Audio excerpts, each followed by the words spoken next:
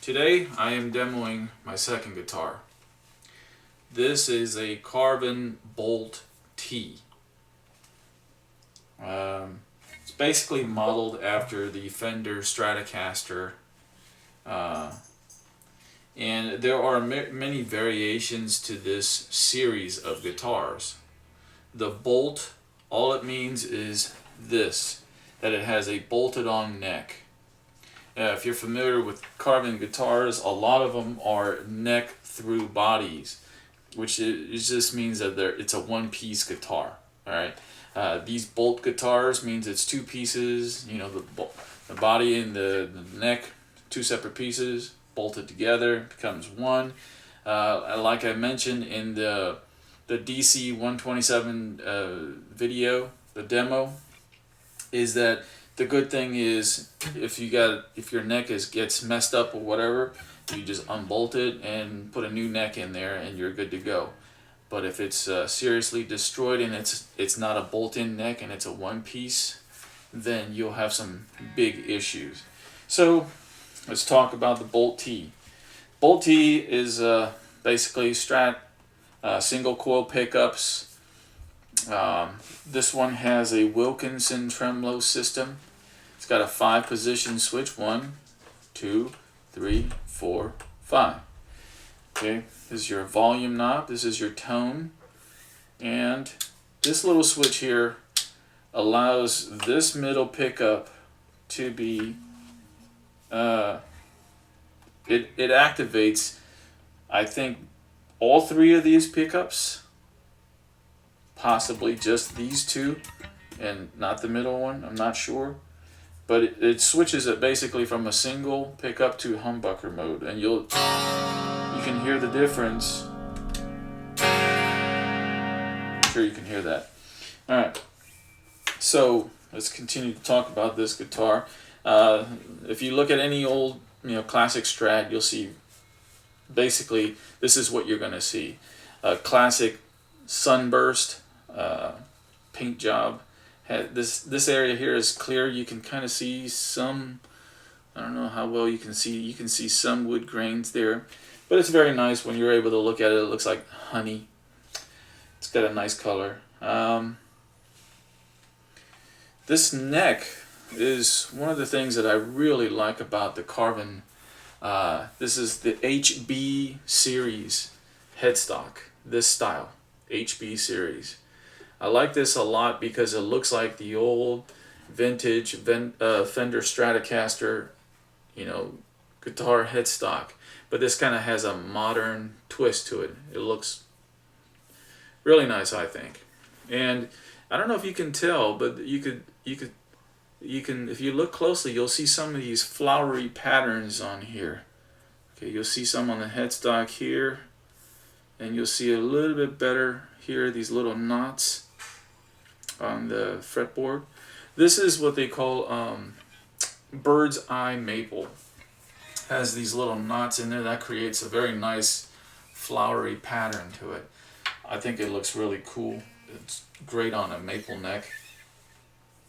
Frets, I did not choose the jumbo frets on this neck. After my first guitar that I ordered the jumbo frets on, I wanted to try something different. I got medium frets on these, and I got to tell you, I like the feel of the medium frets better. On the jumbo frets, when I slide my hand around, I really feel the each fret. It's like hitting a speed bump everywhere you go. Not that I'm a speed player, but I just feel it all the time. And I by trying out these medium height frets, I feel the neck more, but the frets less, and that suits my style more. So I like that feel better. Another cool thing about this neck is that it's only 22 frets. It's not 24 frets like, well, better demonstrate it with this one. This is the DC 145M, and like the 127C, it's a neck through body. It's a one-piece guitar, and all these you'll notice they have 24 frets. All right, right there, and you could probably see how cramped it is right in this area here. You know, I'm not a big guy. I'm only about 5'7", and my hands are fairly small, and mine barely fits in these frets. I don't play up here too much.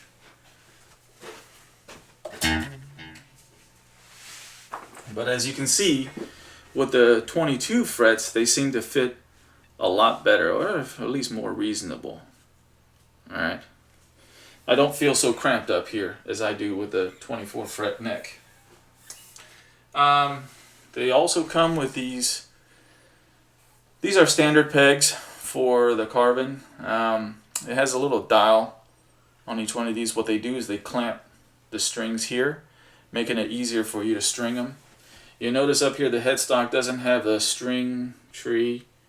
The string tree, apparently when you have a tremolo system like this, you know, when you play around with it, maybe as it gets older or something, the strings might get caught there and cause it not to stay in tune as easily. Like with this, and I'm going to talk about this in a little bit, but as far as staying in tune, you can see it went off a little bit.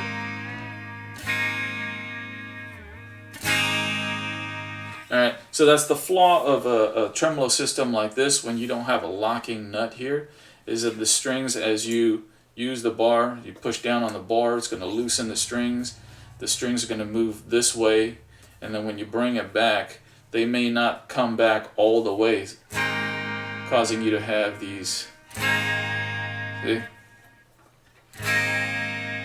A lot of times people will pull up on it to try to get it back into where it was supposed to be. Yeah, it's pretty far off this time.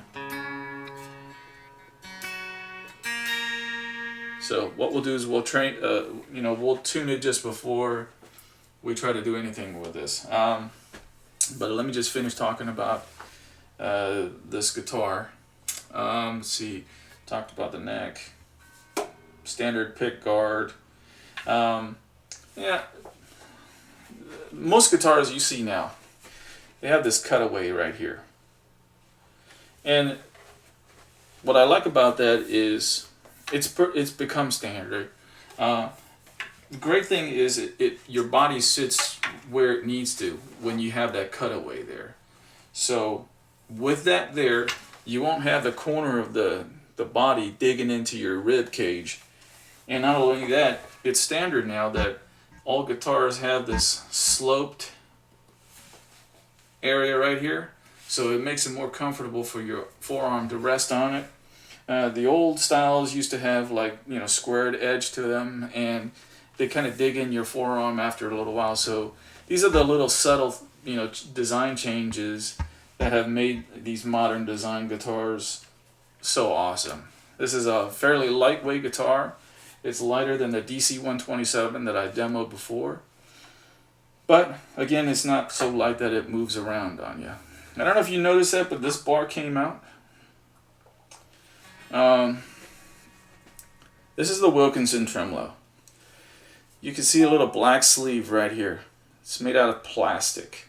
Alright, and the tremolo bar is got a studded end just like the Floyd Rose tremolo bar, but it slips in this plastic sleeve here. That goes in here in the housing here, and the way it's secured in place is, I got a bad cord, there's a tiny little Allen screw right here that you use an Allen wrench to screw in. When you screw it in, it clamps in on that little plastic sleeve, thus holding this in place and keeping it from coming out. However, you will not be able to see, but maybe you will. There's that tiny little black dot right there, you see? That is the size of the screw.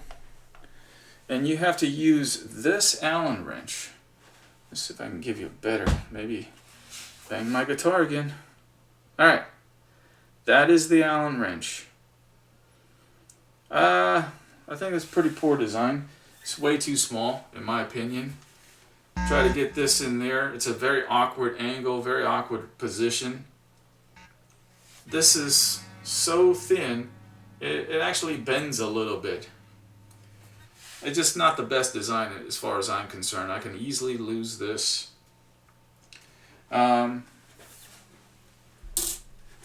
only that, this bridge, it doesn't sit against the body. It's actually a floating bridge.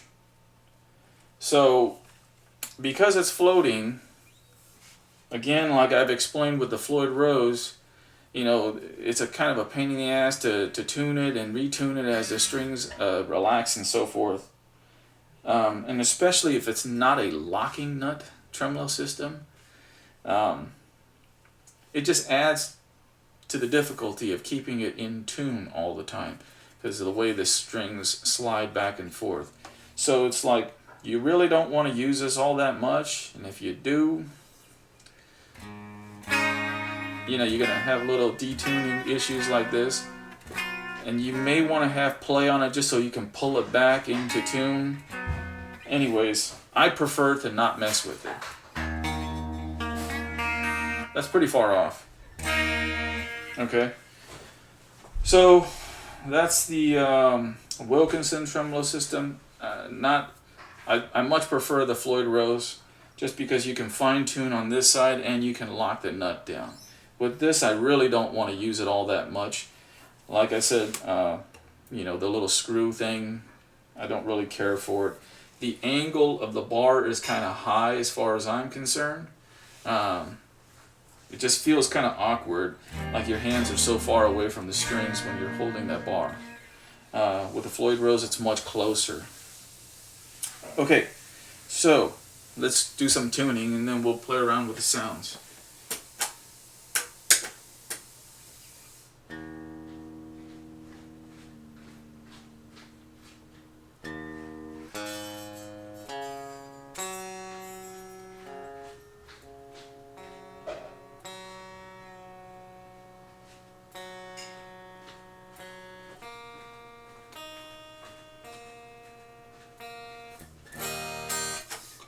Close enough, right?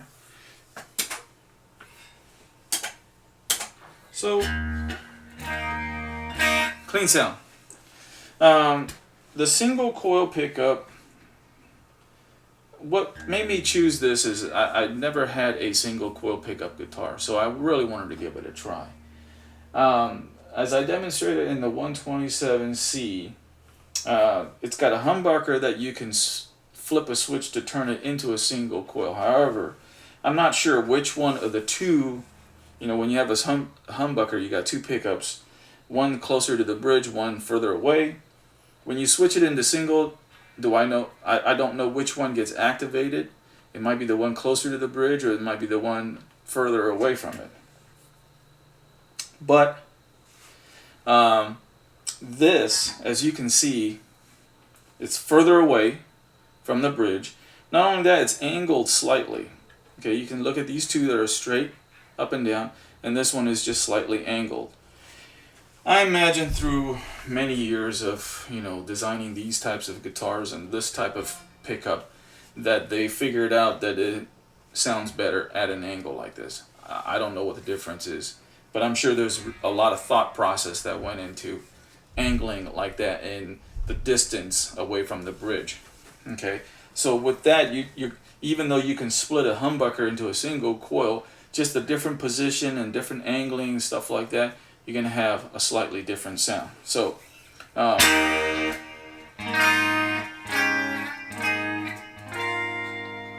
it's a very thin, high, brittle sound. Really nice, and I wouldn't use this type of sound that much, but I'm sure there are plenty of people out there that do. Alright, so now we'll put it in the second position, which would be using these two, which puts it in humbucker mode because you're activating both pickups.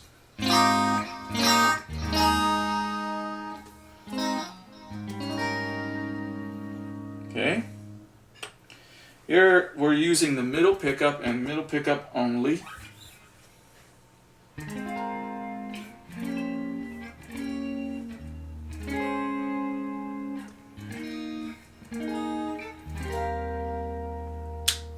When you flip this switch up, it either activates all three or just these two. Not sure. Either way, it's humbucker. It's using at least two. So that we're going from 2. Alright, so the big difference in the way it sounds. Okay. Now when we flip it up here to the 4th position, it's again utilizing both of these two right here.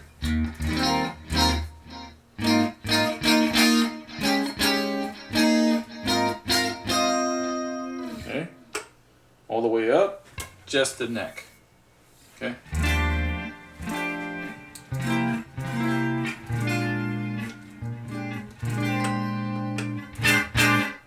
Okay.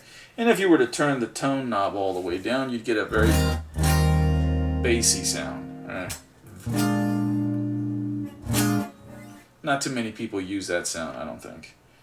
And if you were to put in the bridge pickup and turn the tone all the way down, I still don't think that's a very usable sound. Not for me anyways. Alright, so let's record a little simple chord progression and see how this sounds with a little bit of distortion added to it. Okay? Let's see.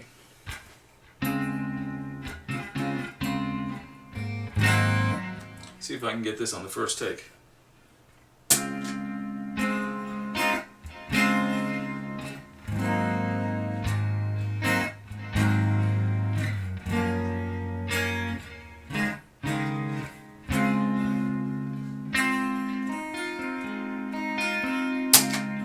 And I did.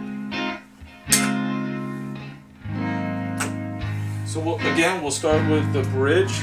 I'm going to add a little distortion.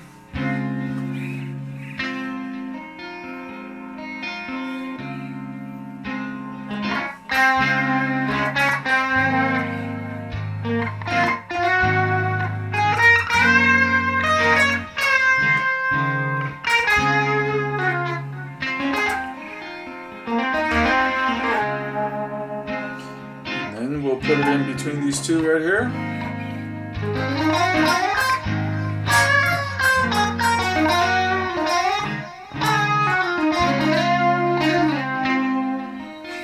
Okay, middle pickup.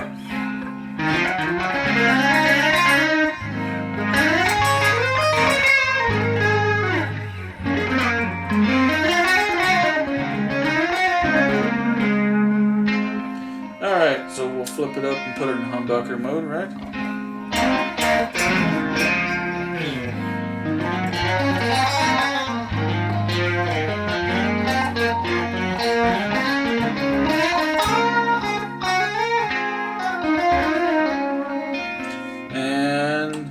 In the 4th position, which would be these two.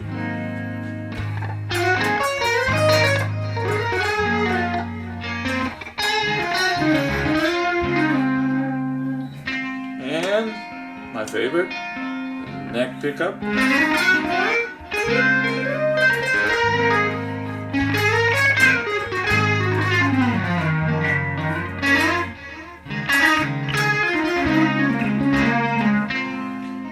Let's add a little bit more juice to it. Yeah, you can hear all that. Again, that's with the tube screamer on, so we'll play without the tube screamer first.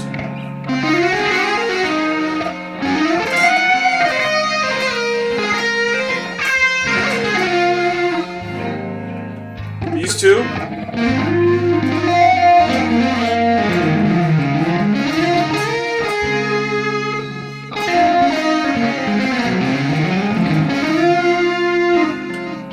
Just this.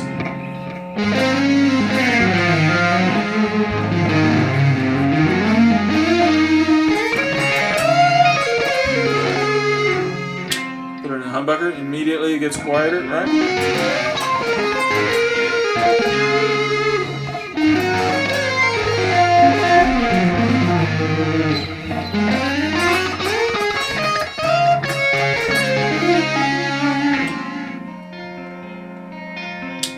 These two right here.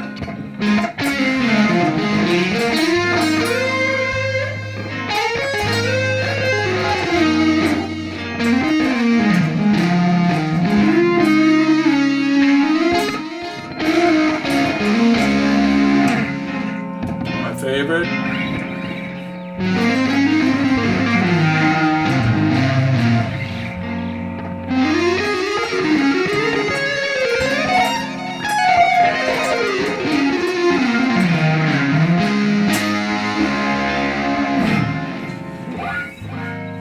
We'll put tube driver on.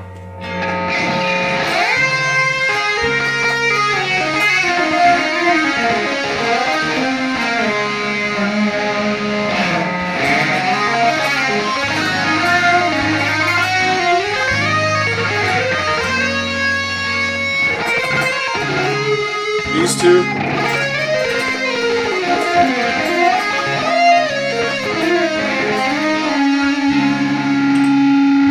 Just this.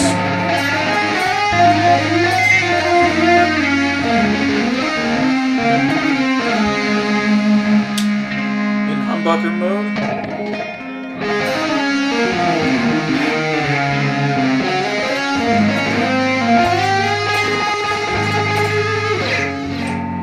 These two.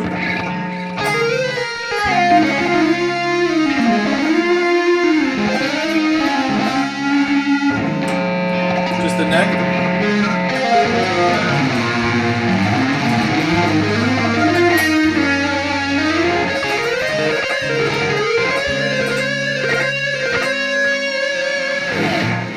Alright, you get the picture.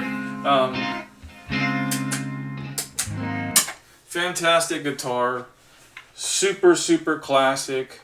To me, it looks and feels and plays and sounds just like a really awesome Fender Stratocaster, except you're paying a fraction of the price. And if you're wondering how much it is, it's $749 with the $25 for the classic Sunburst. The $750 includes the Wilkinson tremolo, bird's eye maple fretboard, and bird's eye maple headstock. See, that's pretty much it. That's pretty much it for this guitar. Alright, again, it's lightweight. It's got nice wood grains right here that you may or may not be able to see. But it's got a nice maple syrup, honey, glaze look to it. Very nice. Lightweight, and my cord still. Lightweight, fits great, feels awesome. It's definitely worth checking out. If you're on the if you're looking for an inexpensive guitar and getting a lot of quality out of it, this is definitely worth a look. Alright, again, this is the BOLT-T. Hopefully this helps you make a decision as to what guitar is right for you. Have a great day.